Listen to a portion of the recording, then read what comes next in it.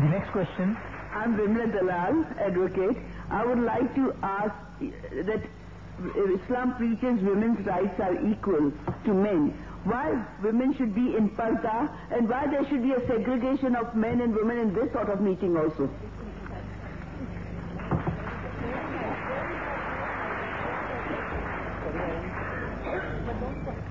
Sister asked a very good question, that when Islam believes in women's rights, that men and women should be equal, then why does Islam believe in parda, and why should there be segregation of sexes like the one we are having just now? As I mentioned earlier, Islam does not believe in intermingling of the sexes. Why Islam specifies parda, I will answer in a short time, and I'd like to thank the sister, because I did not have time to speak on the hijab of the woman. If you read the Quran, before the mentioning of the hijab for the woman, the Quran mentions the hijab for the man. It's mentioned through Nur, chapter number 24, verse number 30. It says, say to the believing man that he should lower his gaze and guard his modesty. The next verse, Surah Nur, chapter 24, verse number 31 says, say to the believing woman that she should lower her gaze and guard her modesty, and display not the beauty except what is that necessary of, and to draw a head covering over a bosom except in front of her father, her son, her husband, and a big list of mahram, the close relatives who she cannot marry is given, and butt snatchers in front of the chaste woman. Besides these, she should maintain the hijab. The criteria for hijab in Islam can be found in the Quran and the Sahih Hadith. There are 6 criteria. First is the extent, which is the only difference between the man and the woman. For the man, he has to be covered from the navel to the knee. For the woman, her complete body should be covered. The only part that can be seen, not should be seen, is the face and the hand up to the wrist. If she wishes to cover them, she's most welcome, but not compulsory that she should cover it. Otherwise, the full body should be covered. The only part that can be seen, not should be seen, is the face and the wrist, the hand up to the wrist. This is the only criteria which differs between the man and the woman.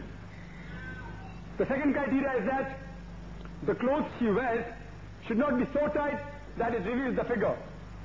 The clothes she wears, third point, it should not be so transparent so that you can see through. And the fourth point, she should not wear glamorous clothes, or he should not wear glamorous clothes which attracts the opposite sex. The fifth point is that a person should not wear clothes which resemble that of the opposite sex.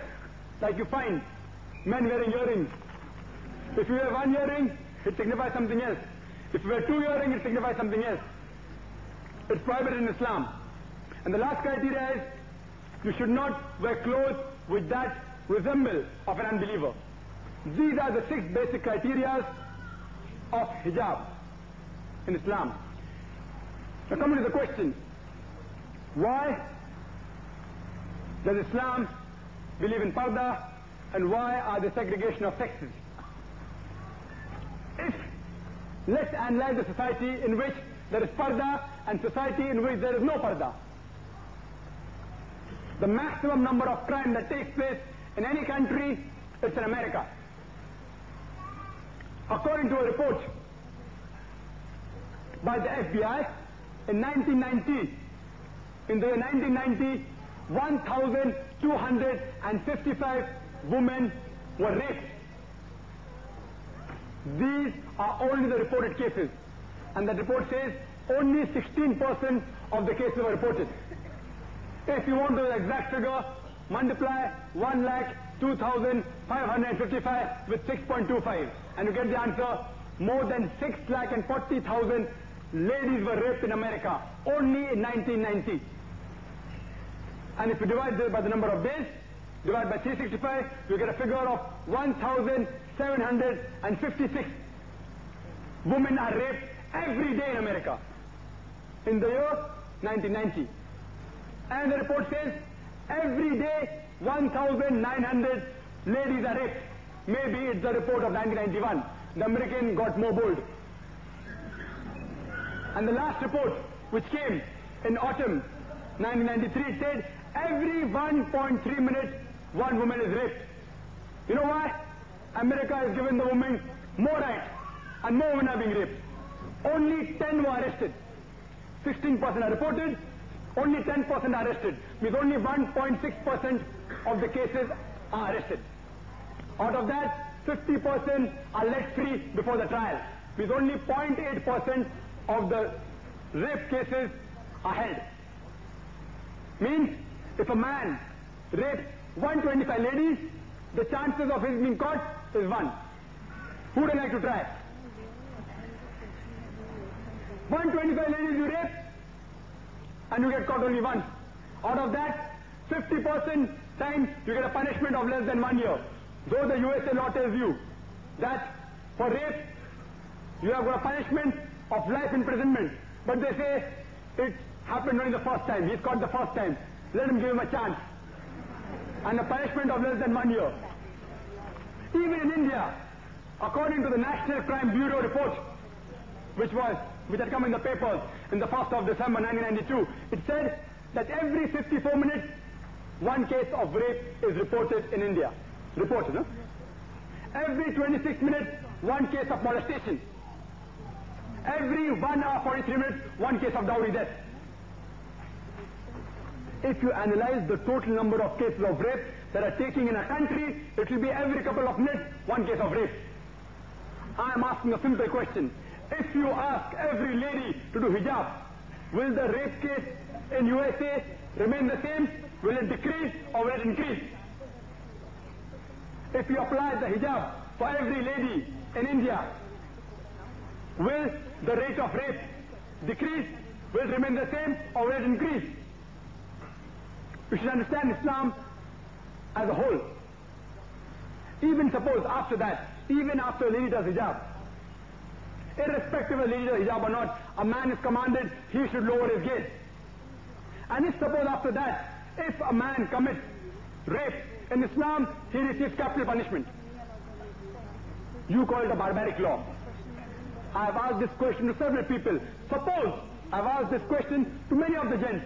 Suppose your sister is raped, and if you are made the judge, leave aside what Islam tells you, leave aside what Indian law tells you, leave aside what American law tells you. If you are made the judge, what punishment will you give to the rapist of a sister? And all have said, death sentence. Few went to the extreme of saying, I'll torture him to death. I want to ask you a question. If you apply the Islamic Sharia law in America, will the rape case decrease? Will it remain the same or will it increase? If you apply the Sharia law in India, will the rape case decrease? Will it remain the same or will it increase? So but natural, unless practically, you say you're giving women rights theoretically, but practically you're degrading her to a status of a concubine and a mistress. I'd like to, only on speaking on parda, you can talk for days. Just, I would like to end my answer by giving a small example. Suppose two ladies, two twin sisters, who are equally beautiful, if they are walking down the street, and if round the corner there is a hooligan who's waiting for a catch, who's waiting to tease a girl. Both twin sisters are walking, both are equally beautiful. One is in the hijab, Islamic hijab, one is wearing a mini or a skirt.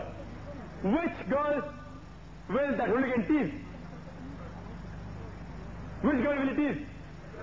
But naturally the one in the short of the mini. If a girl is wearing normal salwar kameez with the hair open, maybe the salwar kameez tight, and the other girl is wearing Islamic hijab, which girl will he tease? But naturally the girl is not in hijab. There's practical proof that hijab is been ordained in Islam not to degrade the woman, but to protect her modesty.